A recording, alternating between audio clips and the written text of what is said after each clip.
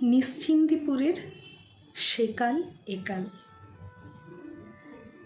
হিমেল বাতাস সাথে নিয়ে শরৎ এসেছিল সেবার।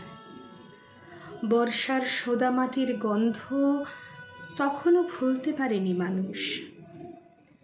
ইতিউতি ছড়িয়ে প্রবল বারিধারার ধ্বংসলীলা, বর্ষার অতিরিক্ত স্নেহপরশ বিপন্ন করে তুলেছিল ফসলের অস্তিত্বকে। মাঠ ভরা কচি সবুজ আকুল হয়েছিল এক চিলতে রোদ্দুরের আশায়। ঠিক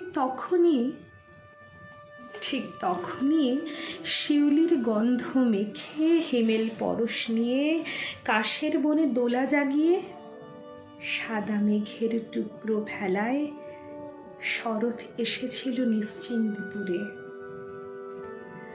আদিগন্ত বিস্তৃত শ্বেত শুভ্র ময়ূরপঙ্খীর অমল ধবল পালে লেগেছিল খুশির দোলা দেবীকে মর্তে আনার গুরুভার পেয়ে। কাশবনের ওপারের কুচিকচিক দেখতে ছুটে গেছিল ছোট্ট অপু দুর্গা। নতুনের আস্বাদ বিহ্বল করে তুলেছিল দুর্গার আয়ত চোখ দুটোকে।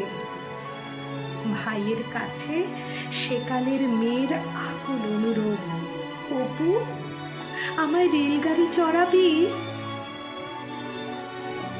দেখতে দেখতে পেরোলো অনেকগুলো বছর।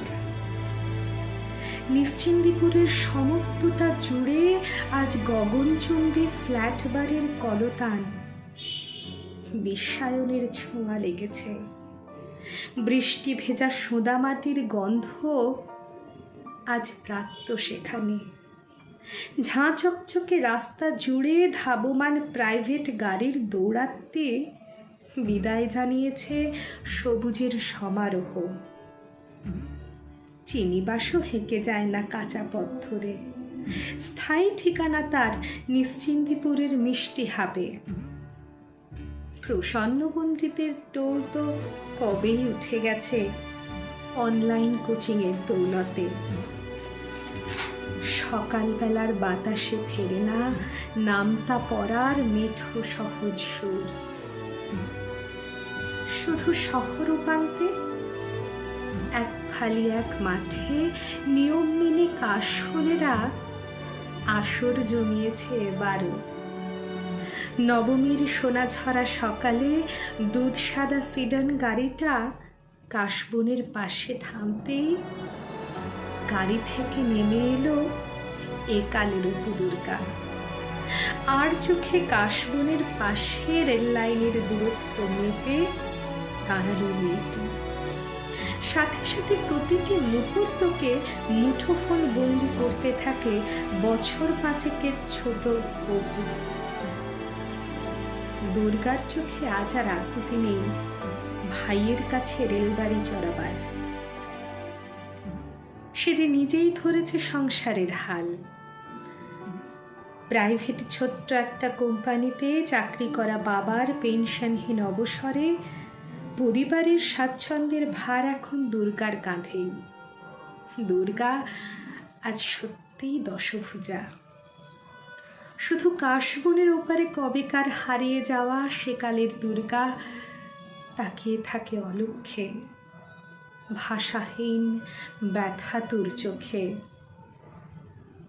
বাবা মা অপু সেদিন নিশ্চিন্দিপুর ছেড়ে চলে গেলেও সে তো ছিল। সে ছিল এই কাশবন জুড়ে, পুটলিদের আমবাগানে, খেলার মাঠে, মেলার মাঠে। চেনা গ্রামটা আজ ছোট হতে হতে এই ছোট্ট মাঠে এসে ঠেকেছে। নিশ্চিন্দিপুরের শৈশবের মাটির ভেপু আজ শুধু বাজে এই মাঠটার গায়ে, আর তার দোলাতেই দুলতে থাকে কাশের বন। শহরের এক পাশের ওই সবুজখানি বরং বেঁচে থাক ওই শ্বেত হিল্লোল, যার উপস্থিতি প্রতিটা বছর ঘোষণা করবে মায়ের আবাহন, যার শাশ্বত রূপ বারবার মিলিয়ে দেবে সেকালের দুর্গা আর একালের দুর্গাকে। বেঁচে থাক পশ্চিম দিকে, বেঁচে থাক।